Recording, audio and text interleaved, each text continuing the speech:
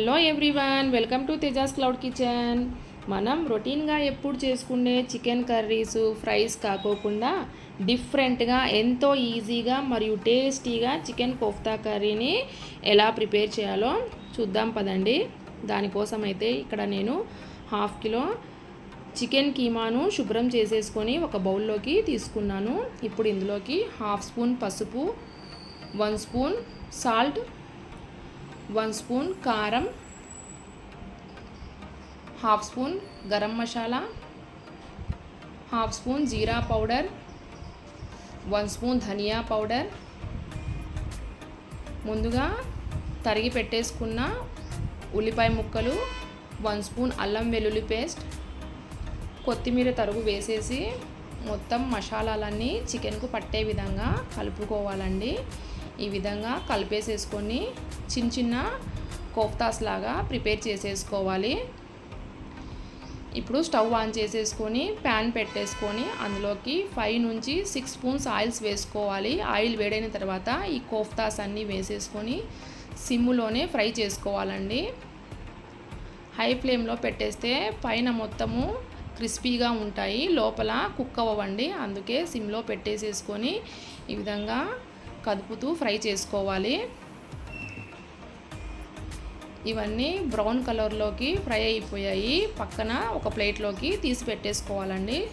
Stove on చేసేసుకొని కడాయి పెట్టేసుకొని ఒక 2 స్పూన్స్ ఆయిల్ వేసుకోవాలి. నేను చికెన్ కోసం ముందుగా యూస్ చేసిన ఆయిలే యూస్ చేసుకున్నాను. ఆయిల్ వేడైన తర్వాత ఇందులోకి మనం ముందుగా ప్రిపేర్ చేసుకున్న ఉల్లి తరుగు, కొద్దిగా మెంతి కూర, 1 స్పూన్ అల్లం వెల్లుల్లి పేస్ట్ని వేసి పచ్చి వాసన అనేది పోయే వరకు ఫ్రై చేసుకోవాలి.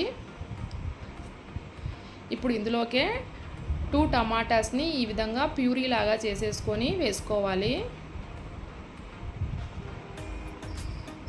ఇదంతా ఫ్రై చేసుకోవాలండి. ఒక బౌల్లోకి 1 స్పూన్ కర్డ్ అయితే తీసుకోవాలి. అందులోకి 1/2 స్పూన్ పసుపు, సాల్ట్ అయితే కొద్దిగా చూసి వేసుకోవాలండి. 1 స్పూన్ వేసుకున్నాను. 1 స్పూన్ కారం, 1/2 స్పూన్ గరం మసాలా,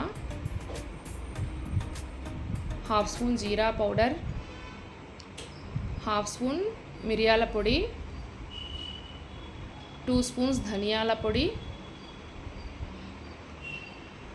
అన్నీ వేసి ఈ విధంగా బీట్ చేసుకోవాలండి. ఈ మిశ్రమాన్ని మనం ఫ్రై చేసుకుంటున్నాం కదా, టమాటా ఉల్లిపాయ మిశ్రమంలోకి ట్రాన్స్ఫర్ చేసుకొని ఫ్రై చేసుకోవాలండి. ఈ 2 మసాలాలు మొత్తం కలిపేసుకొని ఫ్రై చేసుకోవాలి. ఆయిల్ మొత్తం పైకి వచ్చే విధంగా సిమ్లోనే పెట్టేసుకొని ఫ్రై చేసుకోవాలి. ఇప్పుడు ఇందులోకి 1.5 గ్లాస్ వాటర్ అయితే వేసుకొని క్యాప్ పెట్టేసి బాయిల్ చేసుకోవాలండి.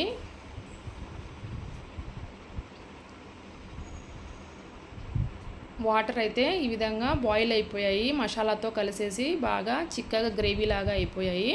మనం ముందుగా ప్రిపేర్ చేసి పెట్టేసుకున్నాం కదా, ఆ కోఫ్తా బాల్స్ని కూడా వేసేసుకొని ఇందులోకి కదుపుకోవాలండి. ఇదిగోండి, ఒక 5 మినిట్స్ వరకు లో టు మీడియం ఫ్లేమ్లో కుక్ చేసుకుంటే కర్రీ ఈ విధంగా ప్రిపేర్ అయిపోయింది. పైనుంచి గార్నిషింగ్కి కొత్తిమీరను వేసేసి సర్వ్ చేసుకోవడమే అండి. ఈ కర్రీ రోటీ, నాన్స్, వైట్ రైస్, జీరా రైస్, బగారా రైస్ తోటి కూడా చాలా బాగుంటుందండి. ఈ కర్రీని చికెన్తో కాకుండా మటన్ తోటి కూడా సేమ్ ప్రాసెస్లో ప్రిపేర్ చేసుకోవచ్చండి. ఎంతో టేస్టీగా వస్తుంది.